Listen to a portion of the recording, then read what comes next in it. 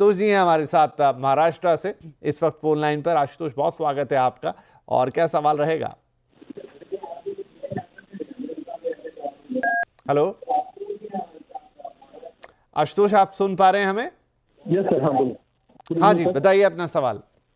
Sir, मैंने अपना investment SIP detail आपको शेयर किया है, तो मुझे जानना था कि वो जो मेरा सिलेक्शन है फंड कैसा है, और वो 5 करोड़ के लिए क्या सफिशिएंट है, या मुझे और बढ़ानी पड़ेगी? ओके, ठीक है, बिल्कुल सही कह रहे हैं आशुतोष कि उन्होंने अपना पोर्टफोलियो हमारे साथ शेयर किया है, जो इनफैक्ट अभी आपके स्क्रीन पर भी होगा। और आशुतोष के पास जो है वो काफ़ी सारी लंबी चौड़ी लिस्ट है फंड्स की। आई थिंक 8 फंड्स हैं आशुतोष आपके पास, 9 फंड है शायद। एक्सिस ग्रोथ ऑप्शनल फंड में 5,000, एसबीआई लार्ज मिड कैप में अलग अलग, और आपने फिर बहुत सारी जगहों पे लमसम पैसे भी डाले हैं। तो मंथली एसआईपी जो कर रहे हैं आशुतोष, वो करीब 47,000 की है, और यहाँ पर 40 लाख का एक बड़ा इन्वेस्टमेंट भी इन्होंने किया हुआ है।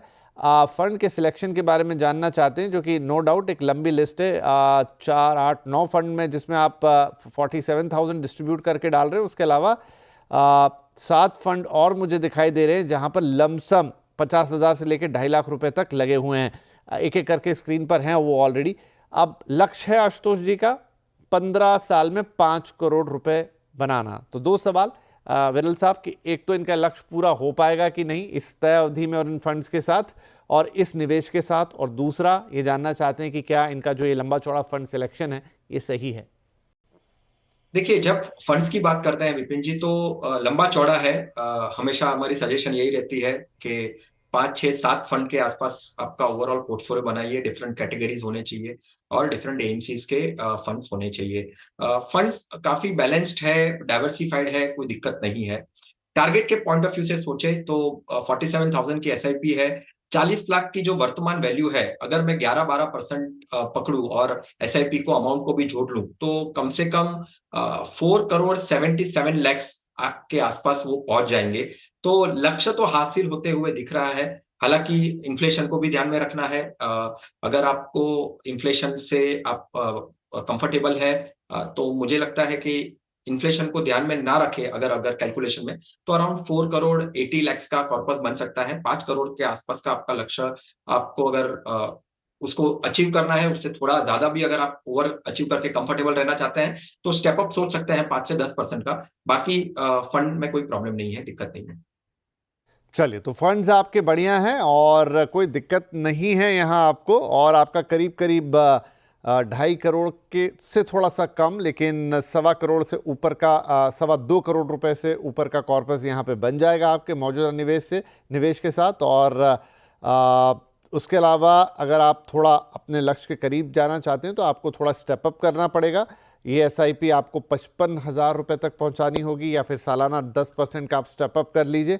और बाकी आपका मोटा मोटा फंड सिलेक्शन अच्छा है आशुतोष जी, तो इसके लिए आपको बधाई और आपको शुभकामनाएं भी कि आप अपने लक्ष्य को प्राप्त करें।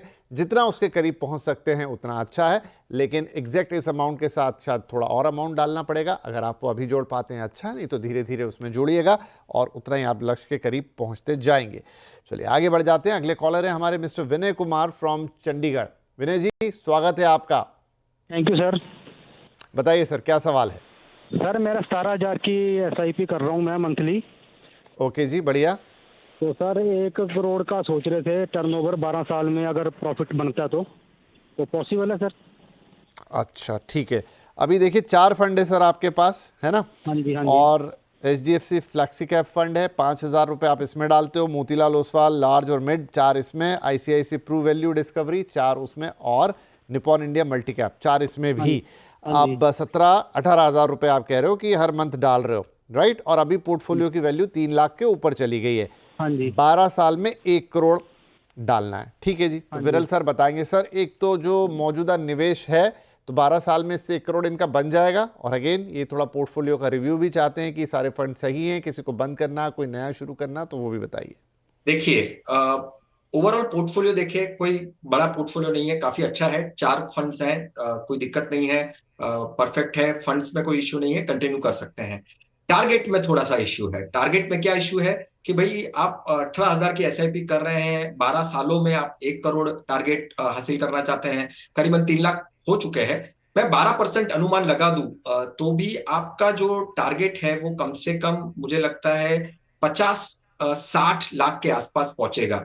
यानी आपको जो आपकी एसआईपी है वो कम से कम 25,000 की अगर आप एसआईपी करते हैं, यानी आपको स्टेप अप तो डेफिनेटली करना पड़ेगा। आपको 25,000 तक की एसआईपी ओवरऑल करनी पड़ेगी, तो ही आप 1 करोड़ के आसपास पहुंच पाएंगे, 1 करोड़ का टारगेट हासिल कर पाएंगे। अभी के पॉइंट ऑफ व्यू से आप 60 लाख के आसपास पहुंच पाएंगे। आपका 1 करोड़ का टारगेट 12 साल में तो इस एसआईपी अमाउंट से तो नहीं हो पाएगा विनय जी। जी, तो देखिए विनय जी, थोड़ा बढ़ाना पड़ेगा। अभी आप 17,000 की कर रहे हैं तो 12 साल में फिर 50 लाख रुपए बन पाएंगे, मतलब आप अपने लक्ष्य से आधे रास्ते पे रह जाएंगे।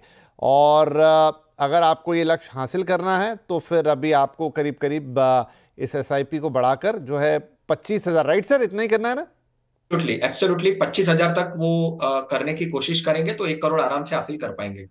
राइट, या फिर ये कर ले, या फिर आप 10% का स्टेप अप करते चले। दोनों रास्ते हो सकते हैं।